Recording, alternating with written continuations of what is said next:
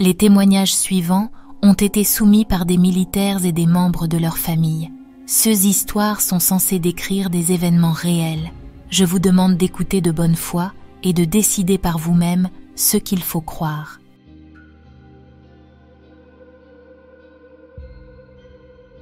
Je m'appelle Tommy, marine de l'armée des États-Unis en service actif. Voici le récit de l'expérience de mon pote lors de ses opérations avec le corps militaire des États-Unis en 2013 en Irak. Je me souviens du regard sur le visage de lui et de son caporal lorsqu'ils sont rentrés à la base après quelques heures et quelques tirs au stand de tir. Il m'a raconté ce qui s'était passé. Son caporal a fini par confirmer son histoire avec ses propres expériences à la cantine. Voici ces mots. On s'est retrouvés perdus dans le désert irakien. Notre patrouille nous a emmenés trop loin au sud du camp de base, plus que je n'étais à l'aise. Avant même de nous en rendre compte, nous étions 6 à errer dans un désert sans nom et sans point de repère. Grâce à la couverture nuageuse, même les étoiles ne brillaient pas cette nuit-là. Notre chef était le caporal Matz, et nous lui en avons fait voir de toutes les couleurs pour nous avoir perdus, et il commençait à s'énerver. Il ne répliquait pas, mais c'était comme ça qu'il était toujours quand il bouillonnait de colère. C'était un peu effrayant par moments. Après environ 1 heure de marche et de discussion, nous avons eu de la chance. Les nuages se sont dissipés et le paysage lointain est apparu. Un désert, rien que du sable désertique et une cabane pathétique à environ 50 mètres à l'est de notre position. Les lieutenants caporaux Dominique et Hernandez se sont avancés pour sécuriser la structure, tandis que le caporal Mathès, le soldat Marcus Brown et moi les couvrions depuis la dune la plus proche. Quelques minutes après être entrés, nous avons reçu le feu vert. En entrant dans le bâtiment, nous avons pu constater qu'il ne restait pas grand-chose. Il y avait un mur solide orienté vers le sud-est. Les autres murs n'étaient que la moitié d'un mur chacun, ainsi qu'un seul coin du mur le plus au nord. Les murs restants étaient criblés d'impacts et il y avait des taches brunes foncées sur les débris et les murs. Le toit était principalement intact, à l'exception d'un trou large de 6 pieds. Mats et Marcus les examinaient attentivement, pendant que Dominique évaluait la distance pour s'assurer que nous n'étions pas dans le jardin de quelqu'un. « C'est vieux, mais c'est du sang », dit Mats en éteignant sa lampe et en s'essuyant les mains sur sa manche. Marcus enfonçait ses doigts dans les trous des murs. « Des éclats d'obus », annonça-t-il. « Probablement des tirs de mortier. Nous ne savions pas comment ceux qui étaient là avant nous avaient été tués. Ce terrain n'était pas une perspective attrayante, mais Mats a pris la décision. Nous devions nous relayer pour surveiller les environs. Mats en premier, puis Hernandez, puis Marcus, Dom, puis Brown. Une fois qu'il ferait assez jour pour voir, nous partirions. Une fois la loi passée, nous avons commencé à nous installer. J'ai l'impression que seulement quelques minutes se sont écoulées avant que je me réveille face à une lumière vive et que Hernandez me secoue l'épaule. En quelques minutes, j'étais adossé à un mur, fixant un désert vide. L'air de la nuit était si sombre que je pouvais à peine distinguer la différence entre le sable et le ciel. Les nuages se sont reformés, bloquant toute lueur de lune. J'aurais été effrayé chez moi, mais c'était courant ici. Les seuls bruits audibles venaient de nous autres endormis à quelques mètres de là, blottis les uns contre les autres pour nous réchauffer. En y repensant maintenant, tous ces bruits étaient un peu sourds, comme s'ils n'avaient pas d'écho, pas de consistance. Environ 1 heure après le début de ma garde, j'ai failli sursauter. Le bruit de pas. Ils venèrent du coin sud, mais encore assez loin pour ne pas constituer une menace immédiate. Préparant mon fusil, je me suis mise à l'abri derrière le coin et j'ai jeté un coup d'œil. Rien. Peut-être que c'était juste le vent et le sable. Peut-être que j'étais trop fatiguée. Juste au moment où je commençais à me calmer, il y a eu une tape sur mon épaule gauche. J'aurais pu crier, mais une fois que je l'ai vue, j'ai ressenti plus de soulagement que quoi que ce soit d'autre. C'était juste un autre marine, en tenue de combat.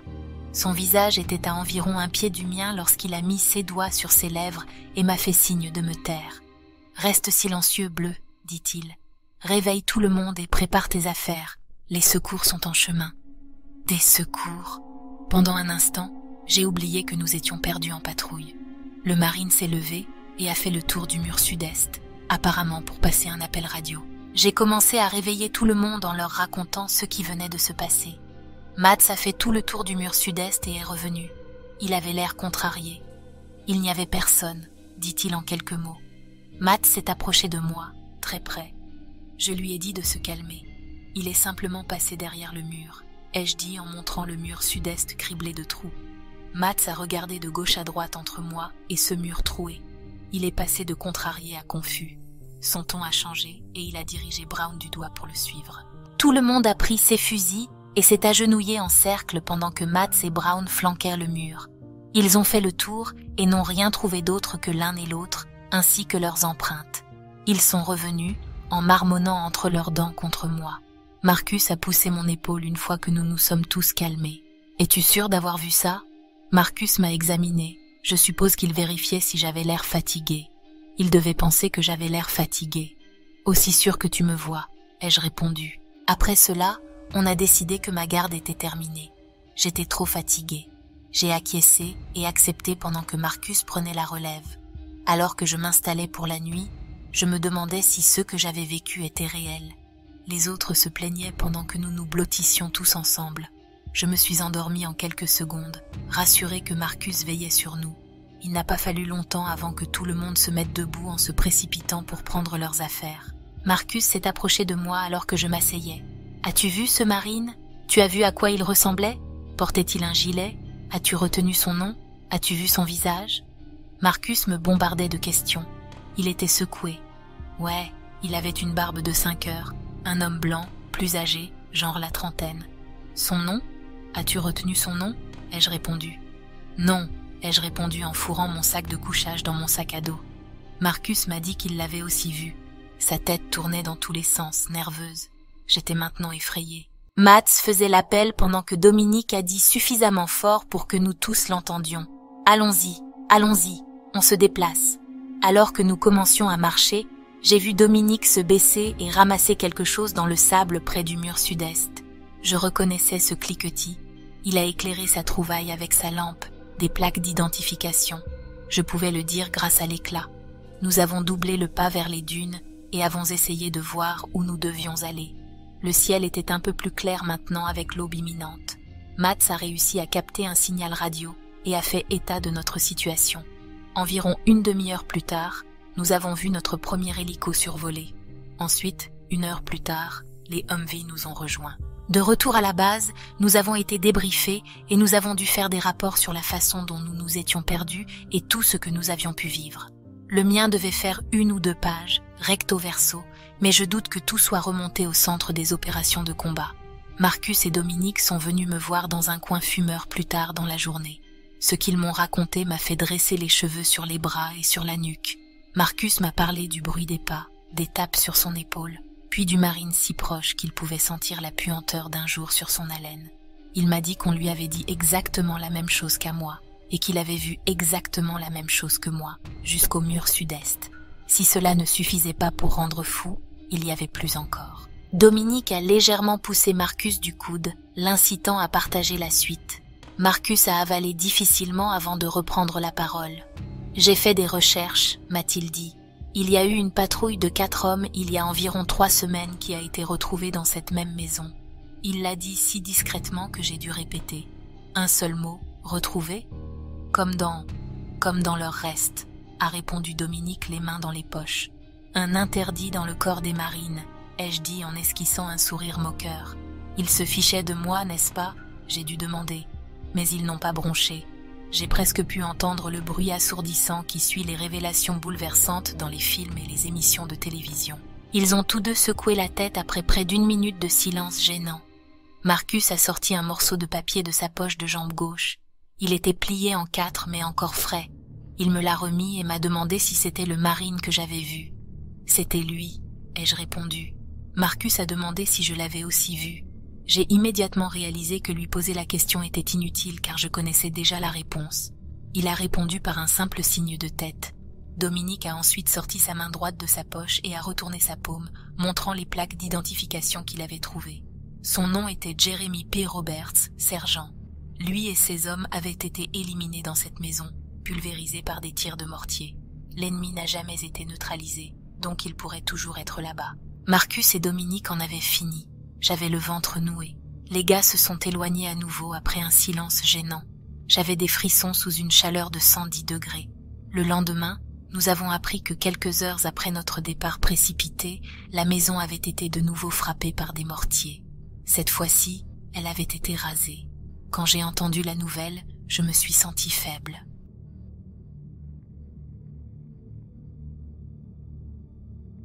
J'ai servi 2 fois en Afghanistan, une fois avec l'opération Sleeper et une fois lors de l'opération High Road.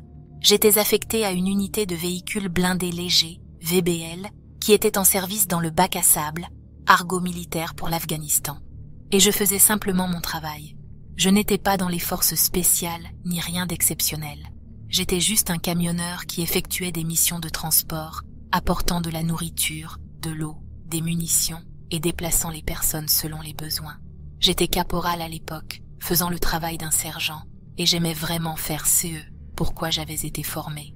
Puis, un lundi froid, on m'a dit que nous devions faire une mission vers une levée et 3 camions Bushmaster. Comme d'habitude, j'étais enthousiaste à l'idée de partir, juste pour sortir de la base, mais aussi pour pouvoir sortir des zones sécurisées, chose que certains soldats ne font jamais. Nous sommes partis à 5h30. Cela m'a un peu contrarié car le soleil nous éblouirait en se levant, ce qui rendrait plus difficile l'identification des éventuels engins explosifs improvisés. La seule consolation était que nous empruntions un itinéraire bien connu de tous et jugé sûr. Nous étions aux 3/4 du convoi lorsque le VBL de tête s'est arrêté et a quitté la route. Le béton sur le côté droit du fossé semblait avoir été remplacé. C'était très suspect, alors nous avons fait marche arrière d'environ 300 mètres. Je suis descendu et nous sommes tous restés là un moment, essayant de décider de la meilleure action à prendre. C'est alors que l'IED dans le béton a explosé. C'était une énorme explosion, projetant des débris dans toutes les directions. Un rocher de la taille d'une pièce de 5 centimes a traversé mon flanc gauche avant, juste en dessous de mon équipement de poitrine, et est sorti par le bas de mon dos, emportant une partie de ma colonne vertébrale avec lui. Heureusement, pas la moelle épinière, juste une partie de l'os. C'était une sensation étrange, douloureuse, oui, mais je n'ai pas paniqué. Je savais que j'avais été touchée à l'avant par quelque chose, mais je ne ressentais aucune douleur à l'arrière du tout. Donc, je ne pensais pas que c'était si grave à ce moment-là. Au bout d'une seconde ou deux, je ne pouvais plus tenir debout à cause de la douleur à l'avant de mon corps. Inutile de dire que mes collègues sont passés en mode suractivé dès que je suis tombée et qu'ils ont vu le sang. Le médecin est arrivé et a fait son travail, puis l'hélicoptère m'a pris en charge et j'ai été conduit à l'hôpital. C'est là que les choses ont commencé à devenir étranges. Une fois que le personnel médical a commencé à me déshabiller, la douleur s'est vraiment intensifiée. On m'a dit plus tard qu'il m'avait administré un médicament appelé kétamine. Cela a atténué la douleur, mais immédiatement, j'ai pu voir un gars qui ressemblait à un soldat afro-américain corpulent. Il portait un équipement ancien, le vieux harnais en forme de hache et une tenue de camouflage désert, mais pas de casque ni d'armes. À chaque fois que j'étais dans une pièce pendant les jours qui ont suivi, ce gars était là, parfois debout dans le coin, parfois à côté de moi, juste en train de me regarder. J'ai demandé une fois à l'infirmière qui il était, mais elle m'a regardé comme si j'étais bizarre. Elle a rapidement vérifié ma perfusion intraveineuse et est partie. Après le 3e jour de cela, j'ai trouvé le courage de lui demander son nom, et cela m'a foutu la trouille. Il a réellement répondu. Il a dit s'appeler Brian Harris ou Davis. Je ne suis pas tout à fait sûre duquel. Pour une raison quelconque, je ne pouvais pas comprendre correctement le nom de famille. Il a été avec moi pendant environ 1 semaine, puis je ne l'ai plus jamais revu. Une histoire étrange, n'est-ce pas? Mais voici le vrai coup de théâtre. J'étais un soldat australien et je n'ai jamais servi ni rencontré un soldat afro-américain jusqu'à ce moment-là. Je n'ai tout simplement aucune idée de qui était cet homme, d'où il venait ou où il est parti.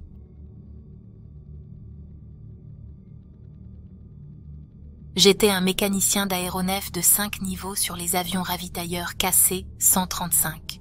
Mon engagement a commencé lorsque les avions revenaient de la première guerre du Golfe et avec des tâches sur le territoire américain. C'était un chaos, et nous le savions, mais nous n'arrêtions pas notre travail pour la saleté, les odeurs ou pour les avions chargés de problèmes médicaux qui auraient pu voler avec eux. Nous ne pensions à aucun des dangers. Ce que je ne peux décrire que comme une étrangeté a commencé en 1991. J'étais un jeune homme désireux de me porter volontaire et de suivre toutes les instructions. J'ai vidé l'urinoir, qui a débordé et m'a éclaboussé en moins d'1 heure. Mon formateur et moi n'avions pas l'air bien. Nos cheveux étaient devenus noirs et notre peau blanche comme du papier. Mis à part cela, nous étions normaux. Cependant, avant longtemps, des choses étranges ont commencé à se produire. Nous avons commencé à rencontrer des problèmes avec la trappe d'entrée de l'avion. En laissant fermée la nuit précédente, nous la trouvions parfois ouverte le lendemain matin. Les objets commençaient également à bouger d'eux-mêmes, même s'ils nécessitaient une main humaine pour le faire. Aucun de nous n'avait fait cela. Nous avons supposé que quelqu'un devait passer par-dessus la clôture la nuit. Mais pourquoi quelqu'un prendrait-il le risque de causer de telles bêtises stupides? En ce qui concerne les actes d'espionnage, ouvrir et fermer une trappe ou déplacer un objet ici ou là est plus étrange qu'efficace. Incapables de l'expliquer autrement, nous avons même demandé à la police de sécurité de vérifier l'avion au milieu de la nuit. Finalement, nous avons commencé à soupçonner qu'un autre membre de l'équipage faisait une blague. À mesure que nous terminions les tâches plus faciles, nous sommes enfin entrés dans le hangar pour résoudre des problèmes plus graves et effectuer des inspections plus approfondies. Nous avons décidé de remplacer le plancher nous-mêmes. L'ancien avion utilisait du contreplaqué peint spécialement, et chaque vis était enfoncée à la main par 3 d'entre nous. C'était un travail très fastidieux avec de nombreux hommes et vis. C'est alors que le premier boulon a disparu sans explication. Le boulon était lié au siège du pilote. Notre formateur principal était en charge de cette tâche. Il était clairement perturbé et très contrarié lorsque le boulon a disparu, affirmant qu'il avait disparu lorsque son dos était tourné. Un bruit étrange était associé à l'événement. Il a décrit avoir entendu ceux qui ressemblaient à un morceau de métal frappant une surface dure avec quelque chose de lâche attaché. Un tel bruit n'était pas possible à l'endroit où il travaillait.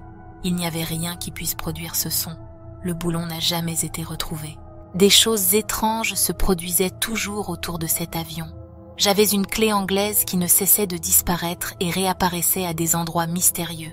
Le chrome s'était usé, ce qui faisait que cette clé ressemblait à aucune des autres clés anglaises du même ensemble.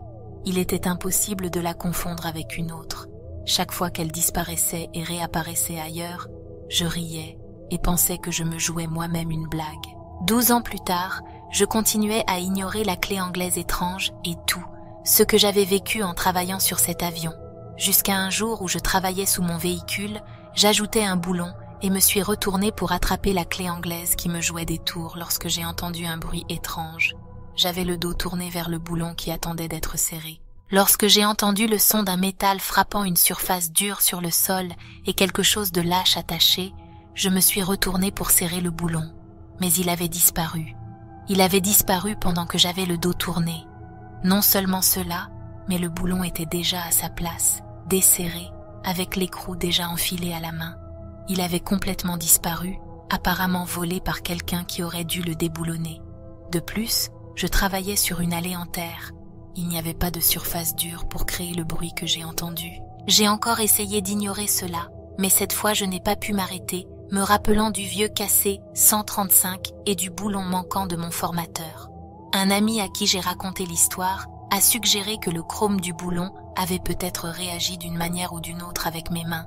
Après tout, mes mains ont été exposées à des tâches dangereuses à plusieurs reprises. Quand je suis rentrée chez moi, je me suis nettoyée et j'ai rempli ma tasse à café dans l'armoire que j'ai mise au micro-ondes. Lorsque j'ai sorti la tasse, j'ai entendu un bruit au fond. J'ai secoué la tasse et j'ai réalisé qu'il y avait quelque chose dedans. À ma grande surprise, en vidant mon café, il y avait un boulon en chrome au fond. J'ai été instantanément choquée et presque en larmes. Cet événement paranormal, ainsi que les autres que j'ai vécus, n'a jamais été déchiffré. J'ai été soulagée d'apprendre que mon avion a été mis au rebut il y a 12 ans en 2008.